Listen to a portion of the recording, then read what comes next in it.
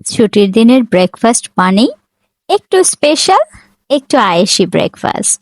খুবই পছন্দের একটা নাস্তা বলতে পারেন। ছুটির দিনে এভাবে আয়েশ করে খাওয়ার মজাই আলাদা। তো এই ডালটা আমি যেভাবে প্রিপেয়ার করেছি সেটাই আজ আপনাদের সঙ্গে শেয়ার করছি। প্রথমে আমি সবকিছু কেটে কুটে গুছিয়ে নিলাম, তারপর প্যানটা বসিয়ে দিলাম চুলোতে। অল্প করে একটু তেল দিয়েছি, এর মধ্যে কিছুটা গরম মশলা দিয়ে দিলাম। গরম মশলা বলতে খুবই সিম্পল, একটু জিরে, আস্ত জিরে যেটা, দারচিনি আর দুটো এলাচ। তারপর এভাবে পেঁয়াজ কুচিগুলো দিয়ে খুব ভালো করে নেড়েচেড়ে একটু ভেজে নিয়েছি লাল লাল করে। এরপরে যেটা করতে হবে, আদা রসুনের পেস্টটা আমি একসঙ্গে করে রাখি, মানে একেবারে আদা এবং রসুন দুটো একসঙ্গে পেস্ট করা আছে আমার এখানে। তো দুটো মিলিয়ে এভাবে দিয়ে দিলাম, দিয়ে কিছুক্ষণ আরও একটু নেড়েচেড়ে কষাবো। দিয়ে দিলাম পরিমাণ মতন লবণ। লবণটা পরিমাণ মতন দিয়ে দিবেন যার যার টেস্ট অনুযায়ী। তারপর আরেক কিছুক্ষণ কষানোর পর বেশ কিছুটা কাঁচা মরিচ ফালি করে দিয়েছি দুটো ফ্রেশ টমেটো কুচি দিয়ে এটাকেও কিছুক্ষণ নাড়াচাড়া করে ভেজে নেব। এই ডালটা খেতে এত মজা হয় পরোটার সঙ্গে, মুচমুচে ঘিয়ে ভাজা পরোটা।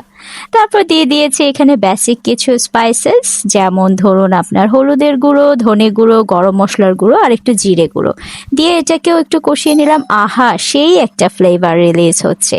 এখন এখানে আমি সেদ্ধ করে রাখা আগে থেকে যে বুটের ডালটা আছে সেটা অ্যাড করে দেব। যেদিনই আমি ভাবি যে এইভাবে একটু বুটের ডাল রান্না করব, আগের দিন রাতে আমি ডালটা ভিজিয়ে রাখি, এতে করে সেদ্ধ হতে খুব একটা সময় লাগে না। আর ওই যে কোরবানির মাংস ছিল কিছুটা রান্না করা, সেটাকেও এখানে অ্যাড করে দিয়েছি। এক্সট্রা ফ্লেভারটাও অ্যাড হয় এখানে। তো রান্না করা মাংস আপনাদের যদি থাকে সেক্ষেত্রে এভাবে দিয়ে দিতে পারেন, না হলে কিন্তু আলাদা মাংসটা কষিয়েও দিতে পারেন।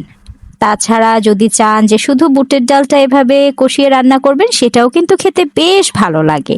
তো আমার ছিল রান্না করা, তাই আমি সেটাও অ্যাড করে দিলাম। সেদ্ধ করা ডালটাও দিয়ে দিয়েছি। আগের রাতে ভিজিয়ে রাখার ফলে দেখুন কতটা টেন্ডার হয়েছে, ডালগুলো খুলে যায়নি, কিন্তু একেবারে কিন্তু ডাল সফট হয়ে গিয়েছে। তো এই তো মোটামুটি আমার রান্না ডান একেবারে। ফ্লেভার বলুন, কাঁচামরিচগুলো সবুজ সবুজ আছে, খাওয়ার সময় একটু ডলে খাওয়া যাবে। আর এই যে হাড় সহ মাংস এটাতে আমি দিয়ে দিয়েছিলাম। তো আমার রান্না মোটামুটি ডান হয়ে গিয়েছে। রান্না যখন শেষ হয়ে যায় তখন লাস্টলি একটু করে ভাজা জিরের গুঁড়ো যদি উপর থেকে ছড়িয়ে দেয়া যায়, ওফ, আর কিছুই লাগে না, জাস্ট মুখে দিবেন আর ফ্লেভারের বাস্ট হবে।